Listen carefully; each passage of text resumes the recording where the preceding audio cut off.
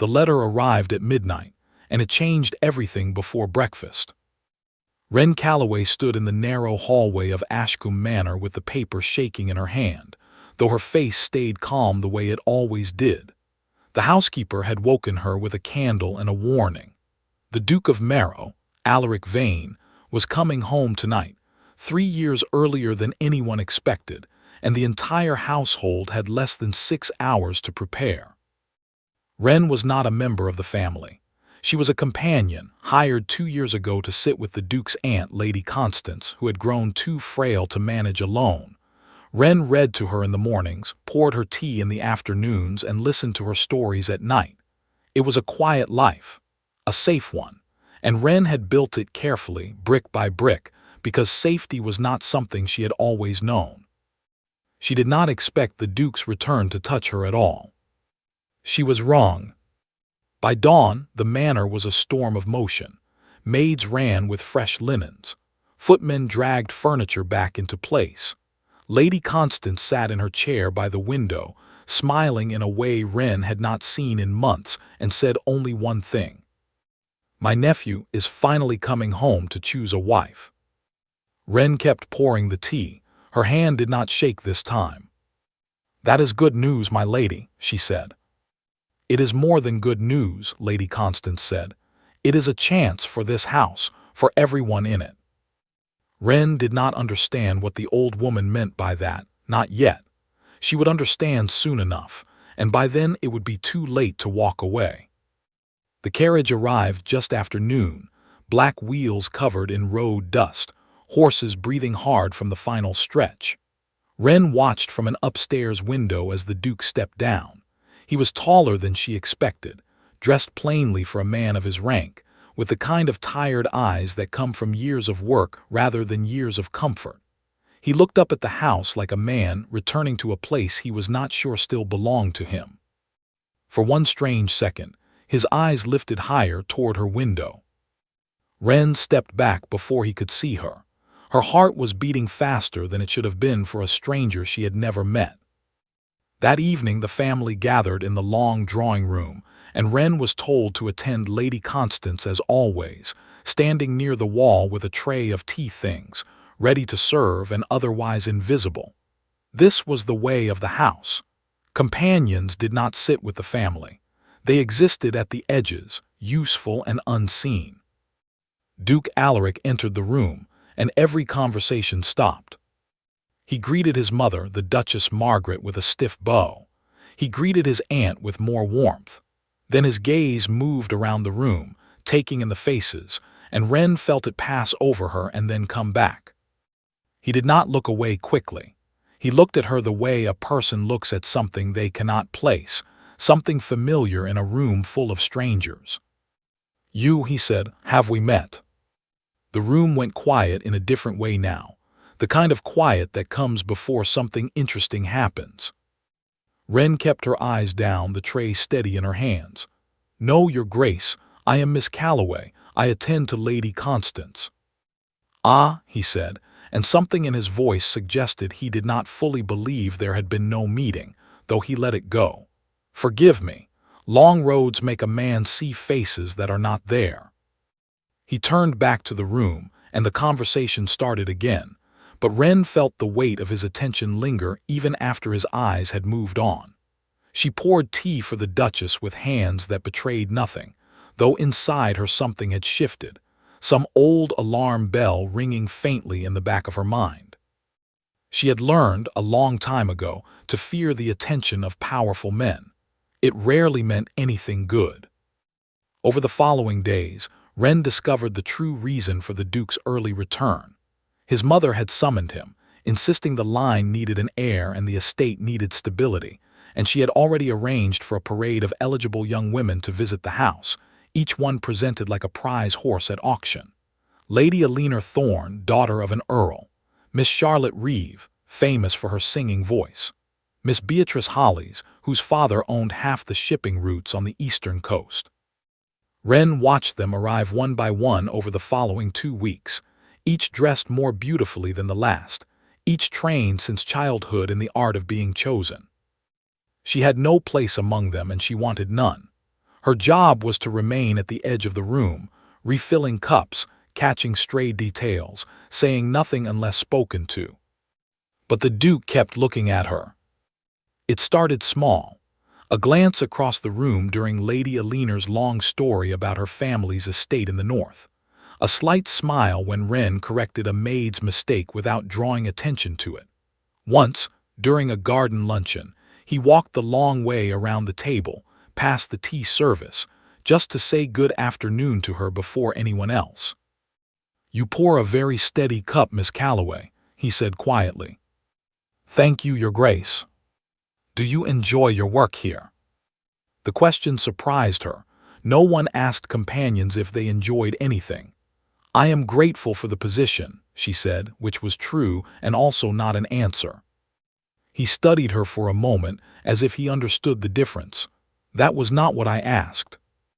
Before she could respond, Miss Charlotte Reeve called his name from across the garden, and he excused himself with a small bow, leaving Wren standing there with the teapot warm in her hands and her heart doing something strange and unfamiliar in her chest. She told herself it meant nothing. Dukes were curious creatures. They notice things the way a person notices a stone in their shoe, briefly and without real interest. She had seen wealthy men take passing notice of servants before, and she had seen how quickly that notice faded once a prettier distraction appeared. She would not let herself hope for anything different. That night, Lady Constance asked her to stay a little longer than usual, the old woman's eyes sharp despite her failing body. "He watches you," Lady Constance said, out of nowhere, while Wren straightened the blankets at the foot of her bed. Wren's hands paused. "My lady." "My nephew. He watches you the way a man watches something he does not understand and cannot stop looking at." Lady Constance's mouth curved into something almost like a smile. "I have known him since he was a boy who cried over broken toy soldiers. I have never seen that particular look on his face before." "I am sure you are mistaken," Wren said carefully. "I am rarely mistaken," Lady Constance said, "but I will let you believe what helps you sleep at night, my dear." Wren left the room troubled, the hallway candles throwing long shadows against the walls. She told herself the old woman was imagining things, seeing romance in ordinary politeness because she loved stories and had little else to fill her days.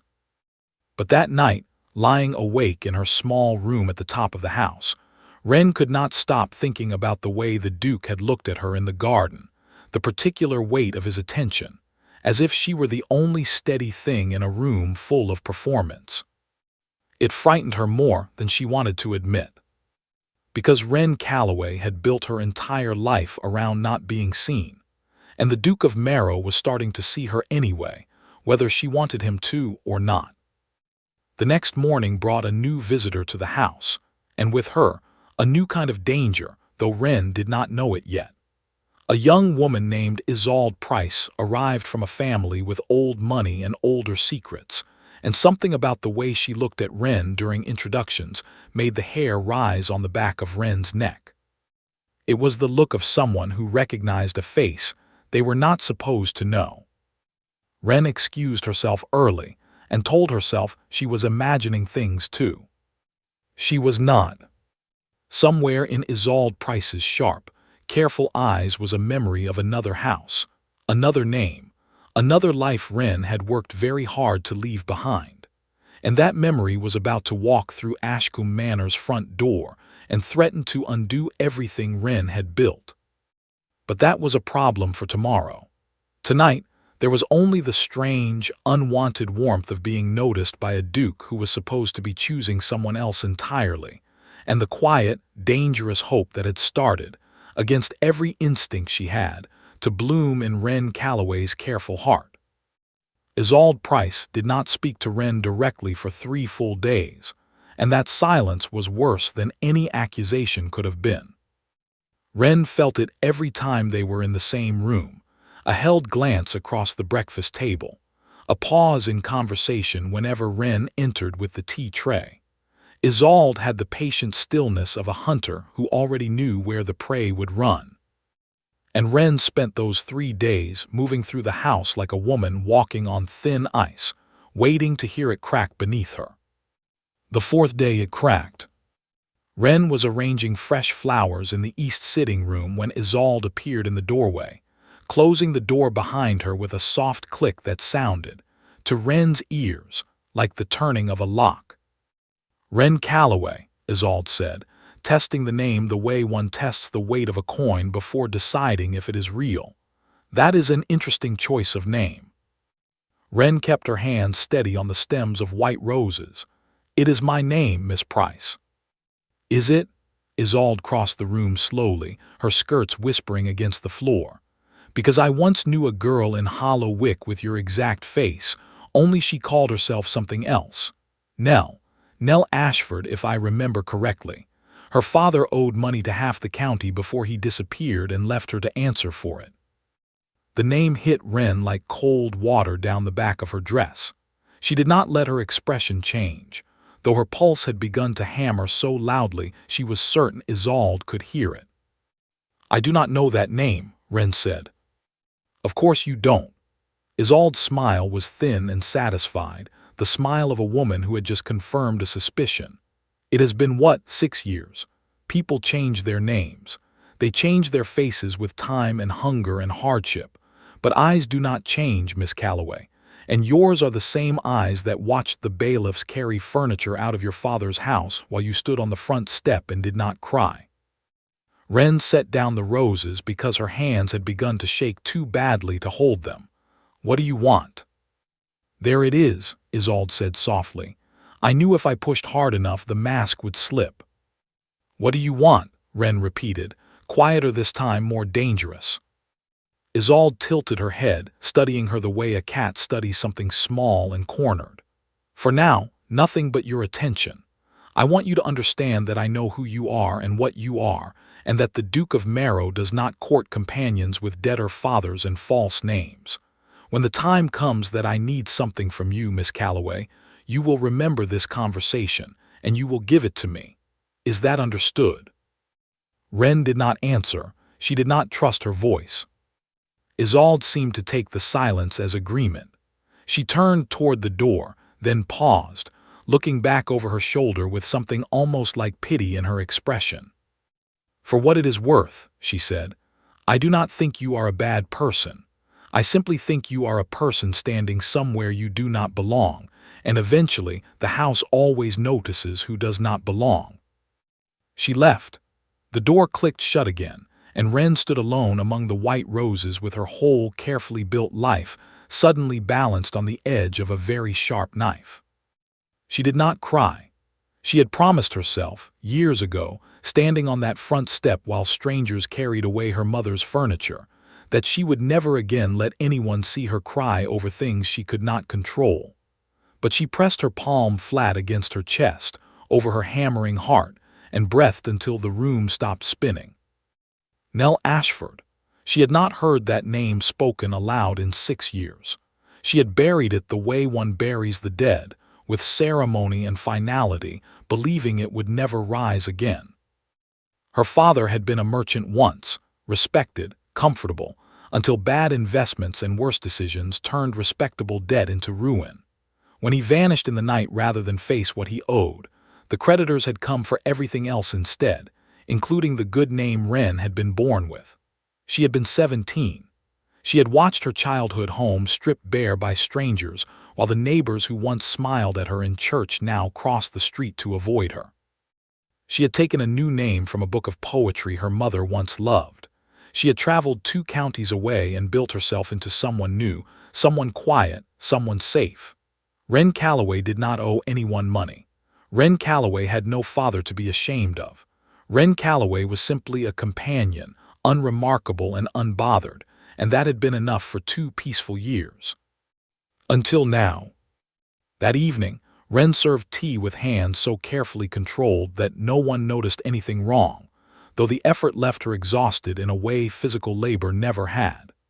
Duke Alaric sat near the fire, half listening to Miss Charlotte Reeve discuss her upcoming performance at a concert hall in the city, and twice Wren caught him glancing toward her instead, his expression curious, questioning, as though he could sense something had shifted in the room even if he could not name what it was.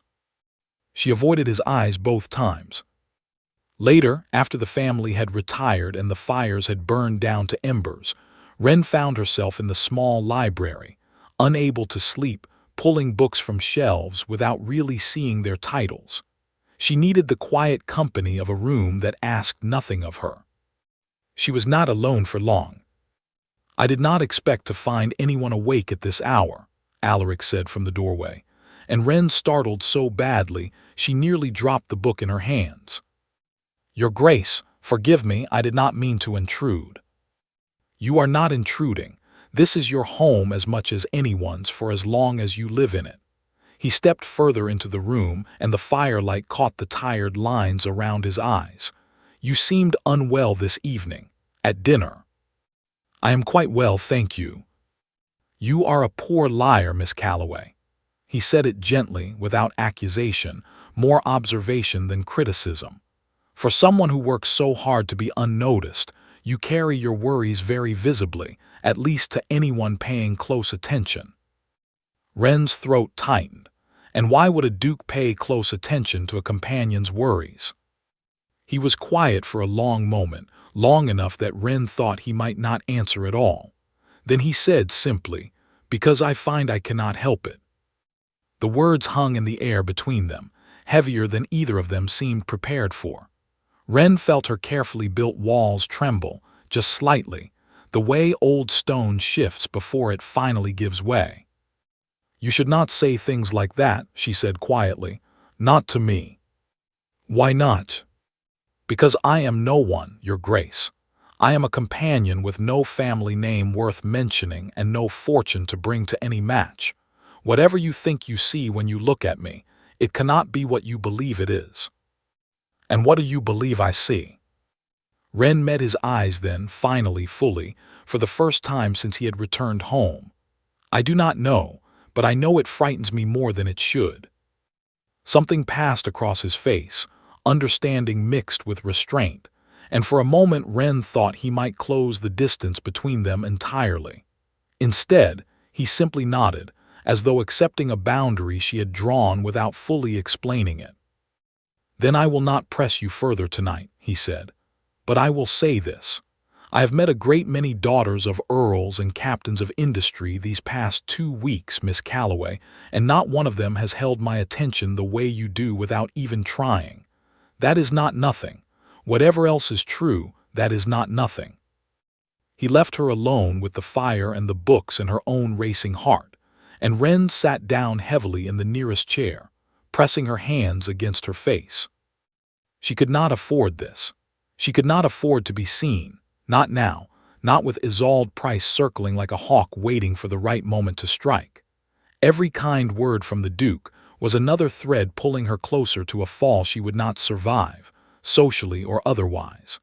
If the truth came out, if the household discovered that the quiet companion pouring their tea was actually a debtor's daughter hiding under a stolen name, she would not simply lose her position. She would be cast out entirely, with nowhere left to go and no name left to hide behind. And yet, sitting there in the dying firelight, Ren could not make herself regret a single word he had said to her. The following morning, Isolde found new ways to remind Ren of the leash she now held. A comment dropped casually at breakfast about girls who reinvent themselves to escape their father's debts, aimed at no one in particular, but landing squarely on Ren regardless. A question to Lady Constance about how thoroughly companions were investigated before being hired, delivered with false innocence that fooled everyone except its intended target. Ren endured it with her spine straight and her hands steady, because that was the only defense she had left. But she began to understand, with each passing hour, that Isolde was not simply threatening exposure for its own pleasure. There was a purpose building behind those cold, patient eyes, a plan taking shape that Ren could not yet see the full outline of. Isolde wanted something specific, and she was circling closer to nomming it, testing Ren's limits the way a person tests ice before deciding where it is safe to walk. Ren did not have to wait long to learn what that something was. 3 days later, during a quiet afternoon when most of the household had gone into the village for the weekly market, Isolde found Wren alone in the garden, cutting fresh herbs for the kitchen. She approached without her usual composed grace, something urgent in her step, and when she spoke, her voice had lost its cool, teasing edge entirely. "I need your help," Isolde said, "and in return your secret stays buried exactly where you left it." Wren set down her shears slowly. "What kind of help?" Isolde's jaw tightened, and for the first time Wren saw something beneath the calculated cruelty. Fear. Real, unmistakable fear. "The Duke cannot choose Charlotte Reeve," Isolde said, "and he cannot choose Elinor Thorne either. If he does, my family is ruined, more thoroughly and more permanently than you can imagine. I need him distracted from all of them, Miss Calloway. I need his attention pulled somewhere else entirely, and it already has been, hasn't it? It has been pulled toward you."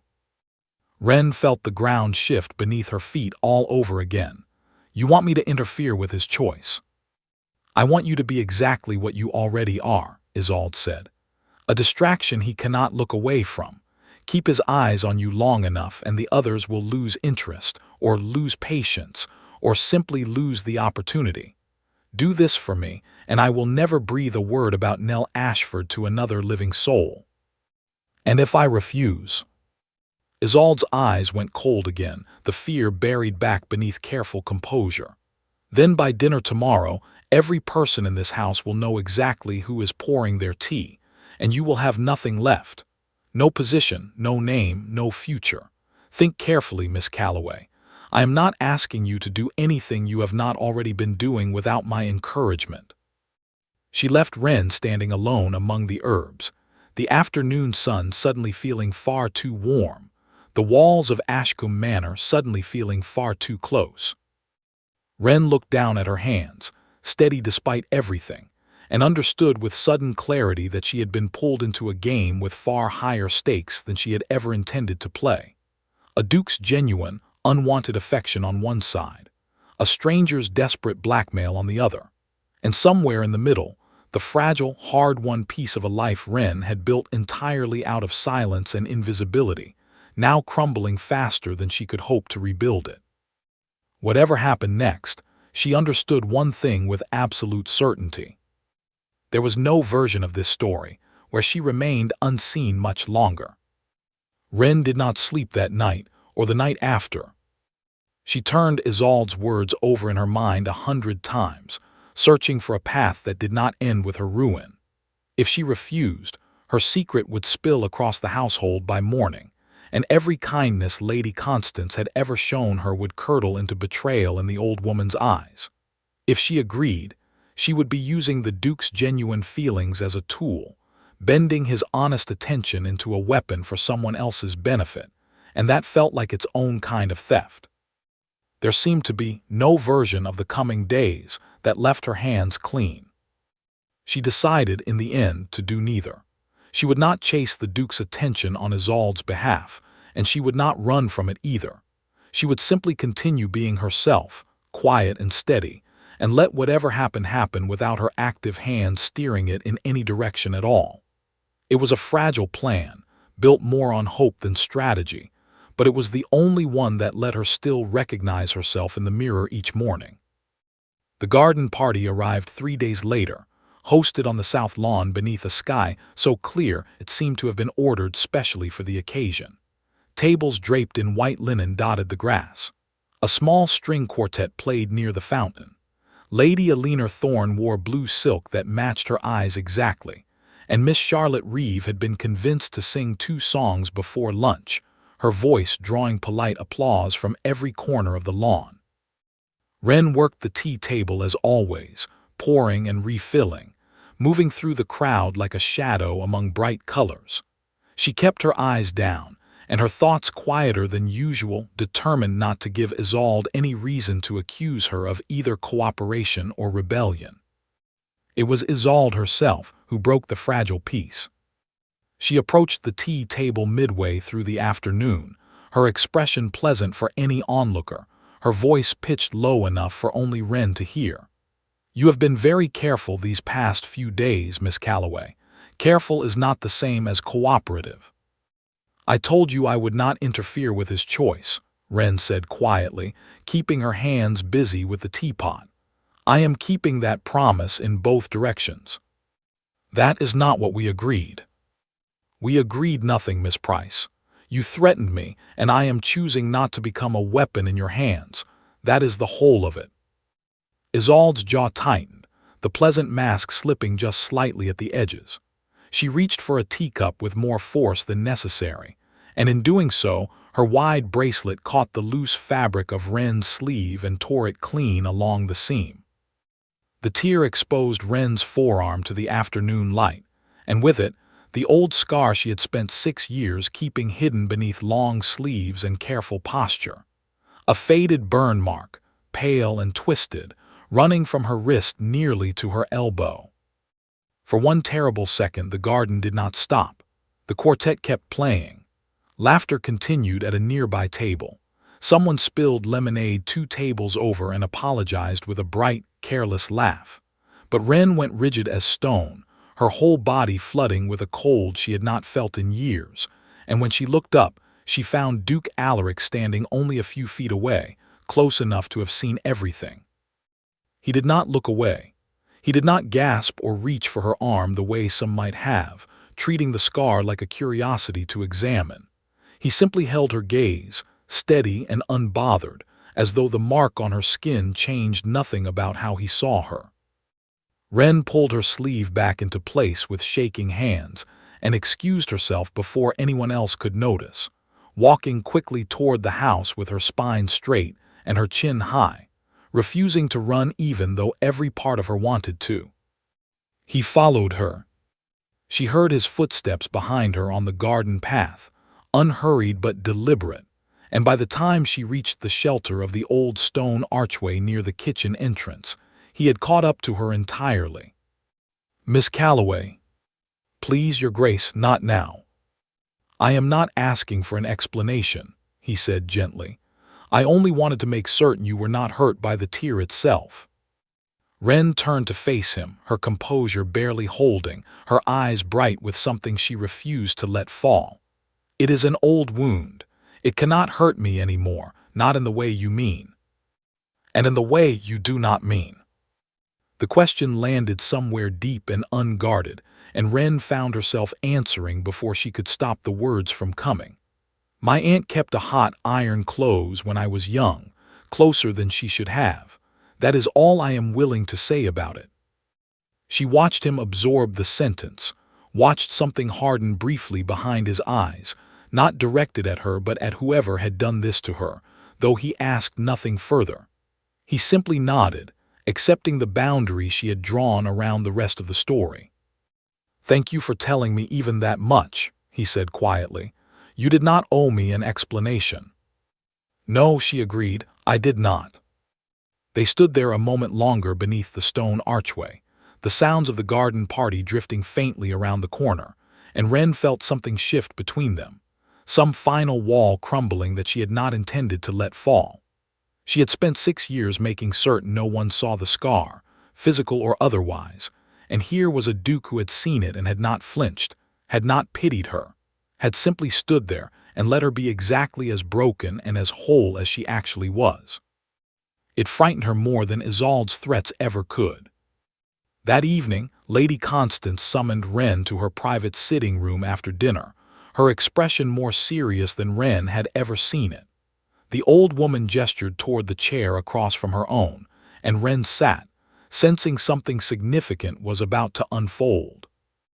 I have lived a long time, my dear, Lady Constance began, and I have learned to recognize the particular silence of a person carrying a secret too heavy to set down alone. You have carried yours very gracefully, but I think it is time you considered setting at least part of it down. Wren's stomach dropped. My lady, I do not know what you mean. I mean that I received a letter 3 days ago, Lady Constance said, from a woman named Isolde Price's own mother, an old acquaintance of mine from many years past, warning me that her daughter intended to use whatever leverage she could find to secure my nephew's attention for her own family's benefit, financial ruin apparently being close on their heels. The letter mentioned, quite specifically, that Isolde had discovered something about you, Miss Calloway, something she intended to use as a weapon. Wren's hands trembled in her lap. "My lady, I can explain." "You do not need to explain anything to me," Lady Constance said, her voice softening. "I do not care what name you were born with, or what debts your father left behind, or what cruelty was done to your arm before you ever came to this house. I care that in 2 years you have never once been unkind, never once been dishonest with me, and never once given me reason to doubt the goodness of your character. Whatever Isolde Price thinks she holds over you, she does not hold it over me." Wren felt tears rise, unbidden and unstoppable, the first she had allowed herself in longer than she could remember. "Why are you telling me this?" "Because you are about to make a choice, my dear, whether you feel ready for it or not," Lady Constance said. "My nephew is falling in love with you. Perhaps he has already fallen, entirely and without permission from anyone, including himself. And you are standing at a crossroads where you can either let fear write the rest of your story, the way it has for 6 years, or you can finally let someone see all of you and trust that it will not end in ruin." "It is not that simple," Wren whispered. "It never is," Lady Constance agreed, "but very little worth having ever is." Wren left the sitting room that night with her mind spinning in 100 directions at once, Lady Constance's words settling into her chest like stones dropped into still water, sending ripples she could not yet fully understand. She had spent so long believing that safety meant invisibility, that being unseen was the only way to remain unhurt. But sitting with the old woman's kindness, and the memory of Alaric's steady gaze beneath the stone archway, she began to wonder, for the first time in years, if she had built her entire life around the wrong kind of protection. Isolde was not finished, however, and the next confrontation came faster than Wren expected. 2 days later, Wren found a note slipped beneath her door, written in Isolde's sharp, slanted handwriting. It requested a meeting in the old conservatory at midnight, promising information Wren would want before making any further decisions about her future in the house. Wren nearly ignored it, but curiosity and a growing sense that she needed to understand the full shape of what she was facing pulled her from her bed at the appointed hour, moving quietly through darkened hallways toward the glass-walled conservatory at the edge of the property. Isolde was waiting among the ferns and night-blooming flowers, a single lamp casting long shadows across her face, and for the first time since Wren had met her, she looked less like a predator and more like a young woman running out of options. "I did not come here to threaten you again," Isolde said, before Wren could speak. "I came here to tell you the truth, because I think you deserve to understand exactly what you are standing in the middle of." "Then tell me." Isolde's composure cracked entirely, and beneath it Wren saw exhaustion, real and bone-deep. "My family's shipping fortune is built on borrowed money that can no longer be repaid. My father has 3 months before the creditors seize everything we own, including the roof over my younger siblings' heads. A marriage to the Duke of Marrow was our only remaining path to survival, arranged before I ever set foot in this house, promised to my father by a mother who cared more about appearances than about whether her daughter actually wished to be sold to the highest available title." Wren felt something shift inside her, sympathy threading through her lingering anger despite herself. "That does not give you the right to threaten me."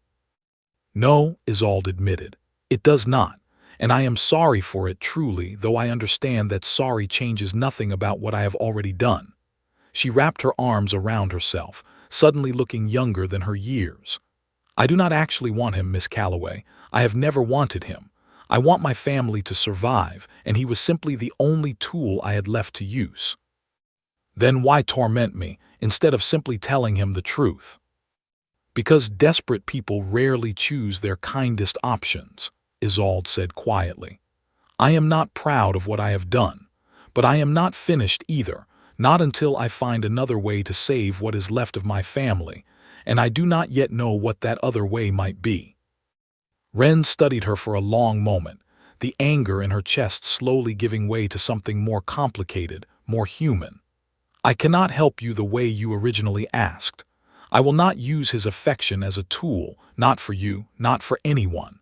But if there is another way, an honest way, I will not stand in your path either."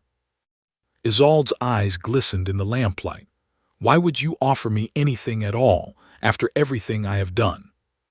"Because I know what it feels like to stand at the edge of losing everything," Ren said simply. "And because cruelty answered with more cruelty rarely leaves either person better off in the end." They stood together in the quiet conservatory a while longer, two women carrying different weights, and though nothing was fully resolved between them, something had shifted, a truce forming in the space where threats had once lived. Ren left that night uncertain of what would come next, but lighter somehow, as though setting down one burden had made room to finally look honestly at another.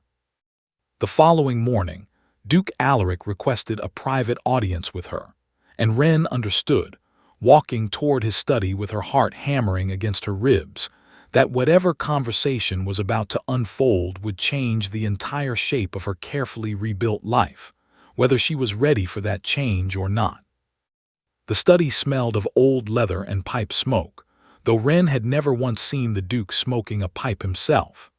Sunlight fell through tall windows in long golden bars across the carpet, and Alaric stood near the fireplace when she entered, his hands clasped behind his back, his expression harder to read than usual.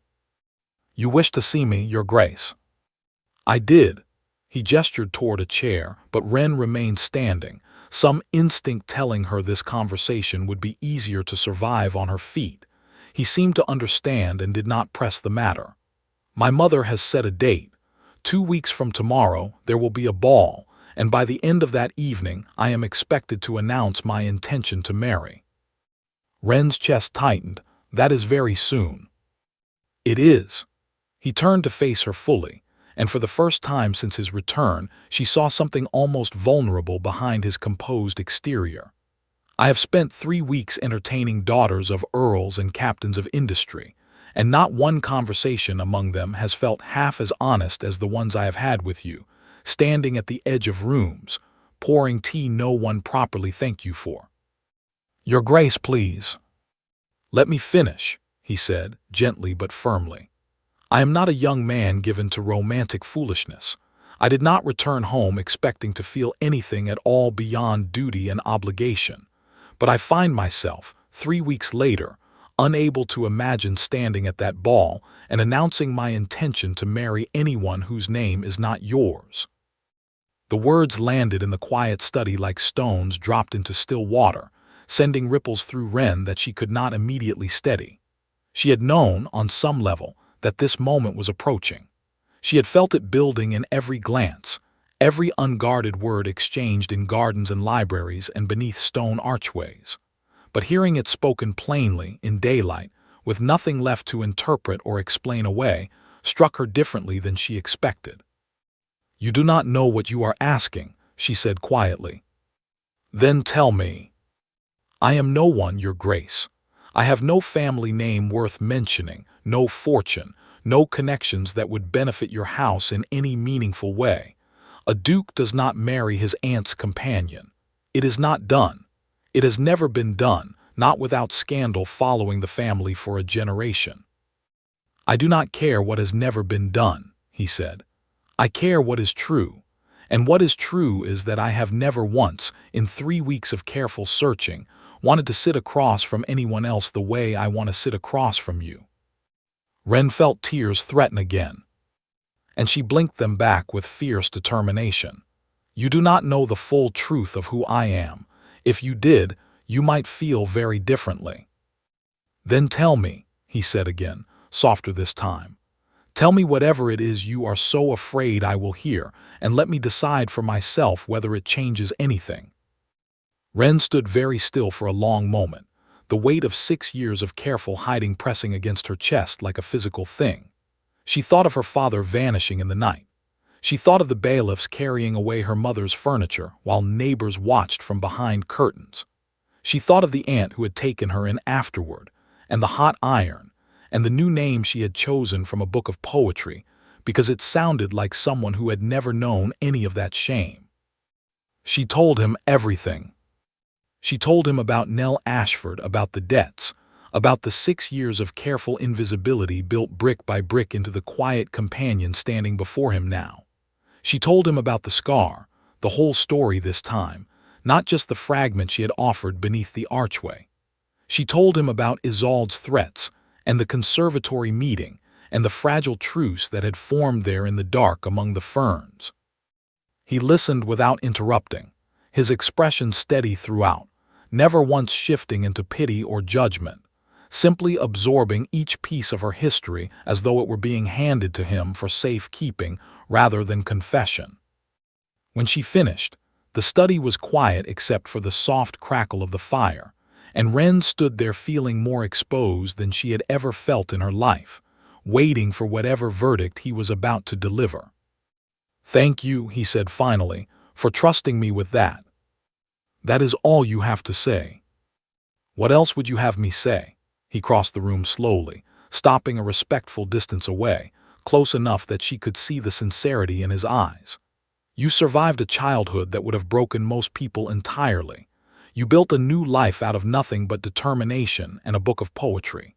You have spent 2 years caring for my aunt with more patience and genuine affection than most paid companions ever manage. None of that makes me think less of you, Miss Calloway. If anything, it makes me understand exactly why I could not stop looking at you the moment I walked back into this house. Society will not see it that way." "Society," he said, with something almost like dismissal in his voice, "has never once made me happy in 31 years of trying to please it. I am done trying." Wren wanted desperately to believe him, but 6 years of careful survival had taught her that hope was a dangerous thing, easily punished, easily taken away by circumstances beyond her control. "Even if I believed you, Your Grace, this cannot happen quickly. Your mother expects an announcement in 2 weeks. I cannot simply appear at a ball and become a duchess overnight. Not with my history, not with Isolde still circling, not with 100 other complications neither of us has begun to untangle." "Then we will untangle them," he said simply. "One at a time, if necessary. But I will not stand at that ball and announce a marriage to someone I do not love, simply because the timeline is inconvenient for the truth. And if your mother refuses to accept me, then she will have to accept my unhappiness instead," he said, "because I am done pretending duty and desire cannot occasionally point toward the same person." Wren left the study that afternoon with her mind spinning, and her heart cracked wide open in a way she had not permitted in 6 long years. She walked the garden paths for hours, turning his words over and over, searching for the flaw in his reasoning. The crack that would prove this was all a beautiful but temporary illusion destined to shatter the moment reality intruded properly. She did not find one. That frightened her more than anything else had. That evening, the ball planning consumed the household entirely. Seamstresses arrived with bolts of fabric. The kitchen staff began preparations for a feast that would take 2 full days to complete. Lady Eleanor Thorne and Miss Charlotte Reeve both seemed to sense, without being told directly, that their candidacies had quietly lost momentum, and their families began making polite excuses about returning home before the final announcement, unwilling to witness a rejection in front of the entire county. Isolde remained, watching everything with careful, calculating eyes, though her earlier threats had gone strangely quiet since their conservatory conversation. Wren found her 3 days before the ball, alone in the same garden where their confrontation had first begun, and this time it was Wren who approached first. "I have not told anyone about our conversation," Wren said, "about your family's circumstances." Isolde looked up surprised. "Why not? You owe me nothing." "Because you were honest with me eventually, even if it took threats and torn sleeves to get there. and because I do not believe punishing you further would help either of us."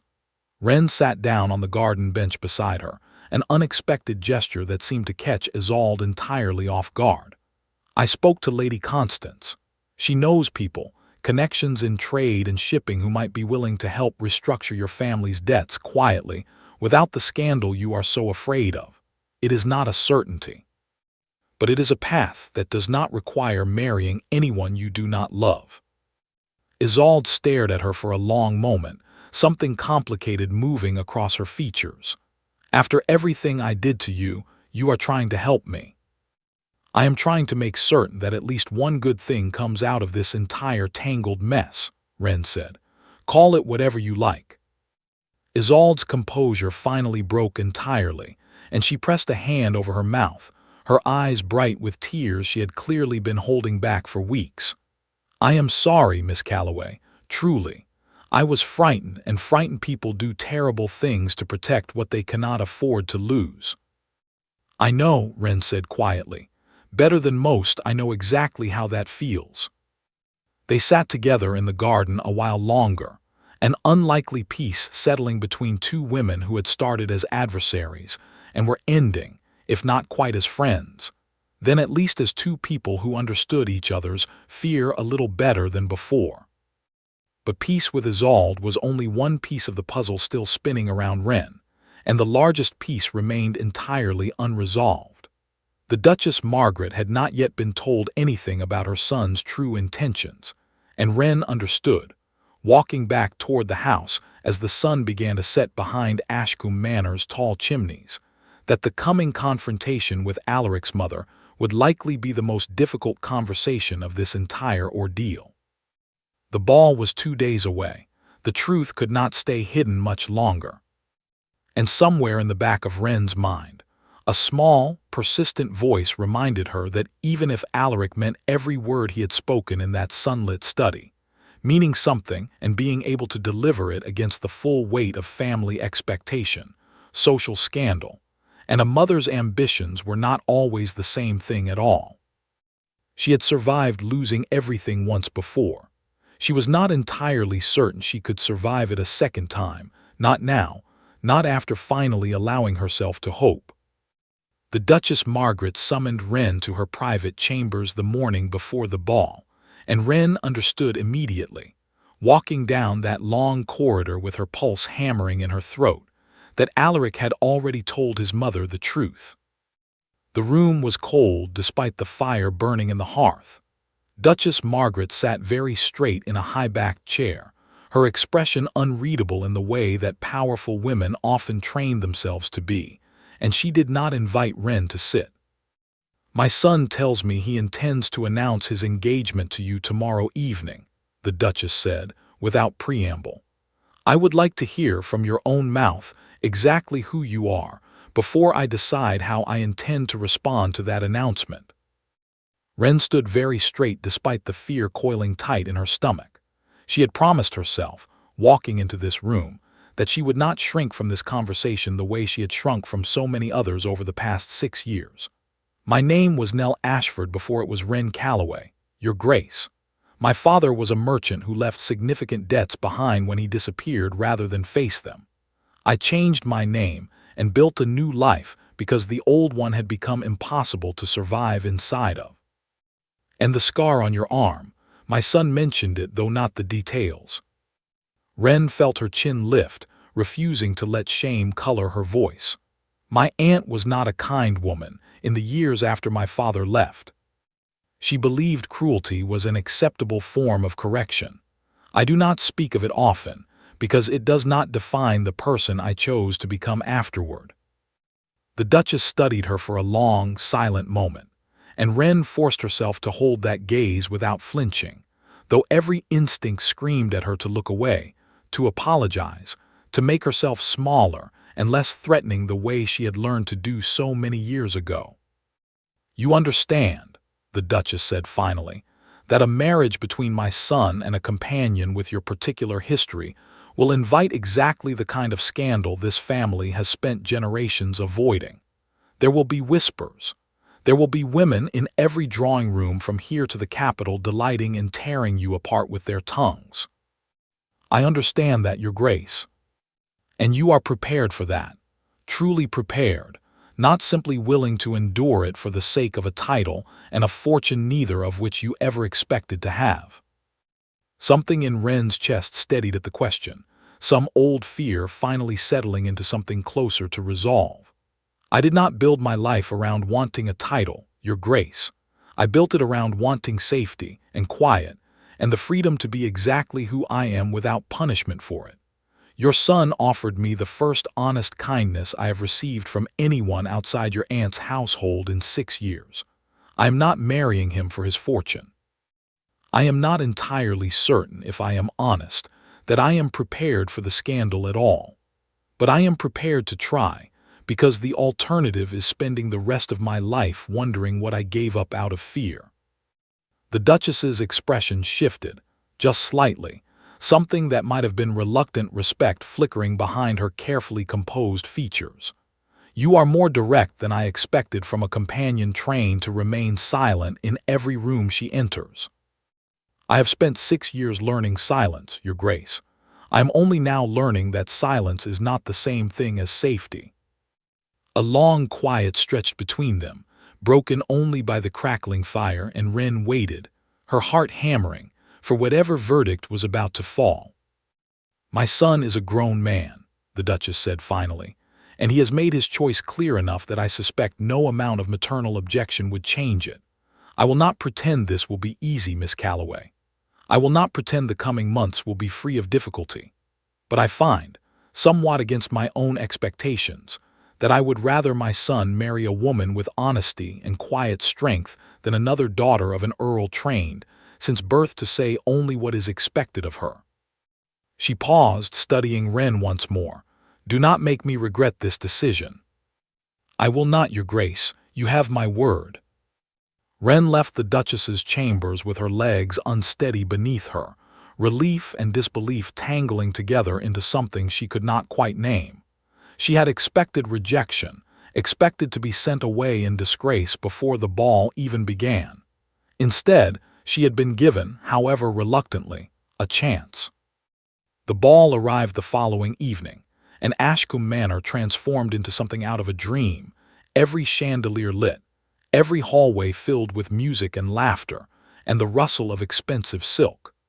Ren stood at the edge of the ballroom in a gown Lady Constance had insisted on providing, deep green fabric that made her feel, for the first time in years, like someone worth looking at rather than someone meant to remain unseen.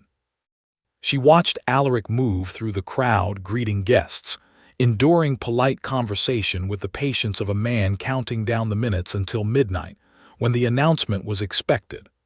Twice their eyes met across the room, and each time something steady and certain passed between them, a promise neither of them needed to speak aloud. Isolde approached her near the refreshment table, dressed beautifully despite the quiet turmoil Ren knew still lived beneath her calm exterior. Lady Constance's contact wrote to my father this morning, Isolde said quietly. There is a path forward for my family that does not require marrying anyone at all. I wanted you to know before tonight. I am glad, Ren said, and meant it entirely. I do not deserve your kindness after everything, Isolde said. Perhaps not, Ren agreed. But I have decided to give it anyway. Holding on to anger has never once made me safer, only more tired. Isolde's eyes glistened, and she pressed Ren's hand briefly before disappearing back into the crowd, leaving Ren alone with her racing heart and the growing certainty that midnight was approaching faster than she felt prepared for. When the clock finally struck the hour, the orchestra fell silent, and Duke Alaric Vane climbed the small platform at the edge of the ballroom, the entire room turning to face him with breathless anticipation. Ren stood near the back, her hands clasped tightly together, watching him scan the crowd until his eyes found hers. I promised my mother I would use tonight to announce my intention to marry, he began, his voice carrying easily across the silent room. I intend to keep that promise, though perhaps not in the manner most of you expected when you arrived this evening. A murmur rippled through the crowd. Ren felt her heart climb into her throat. 3 weeks ago, I returned home prepared to choose a bride from among the accomplished, wonderful women my mother had invited to this house. Instead, I found myself unable to look away from someone none of you were watching at all. A woman who has spent 2 years pouring tea at the edge of every room, expecting nothing and asking for nothing, and who taught me, without ever intending to, exactly what honesty looks like in a world built on performance.